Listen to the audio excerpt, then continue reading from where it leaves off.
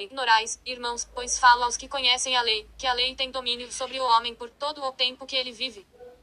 Porque a mulher casada está ligada pela lei a seu marido enquanto ele viver, mas, se ele morrer, ela está livre da lei do marido.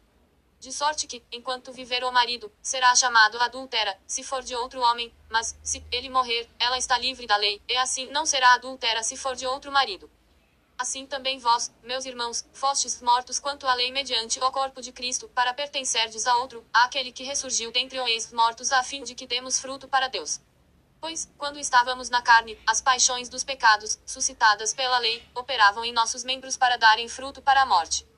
Mas agora fomos libertos da lei, havendo morrido para aquilo em que estávamos retidos, para servirmos em novidade de espírito, e não na velhice da letra. Que diremos, pois? É a lei pecado? De modo nenhum. Contudo, eu não conheci o pecado senão pela lei, porque eu não conheceria a concupiscência, se a lei não dissesse, não cobiçarás. Mas o pecado, tomando ocasião, pelo mandamento operou, em mim, toda espécie de concupiscência, porquanto, onde não há lei está morto o pecado.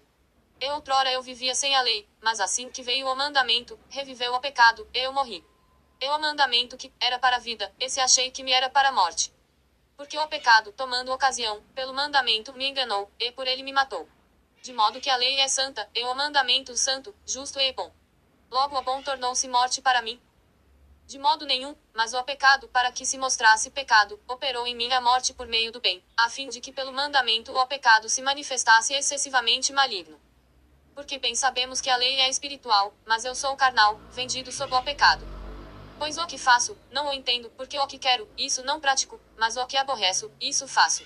E, se faço o que não quero, consinto com a lei, que é boa. Agora, porém, não sou mais eu que faço isto, mas o pecado que habita em mim.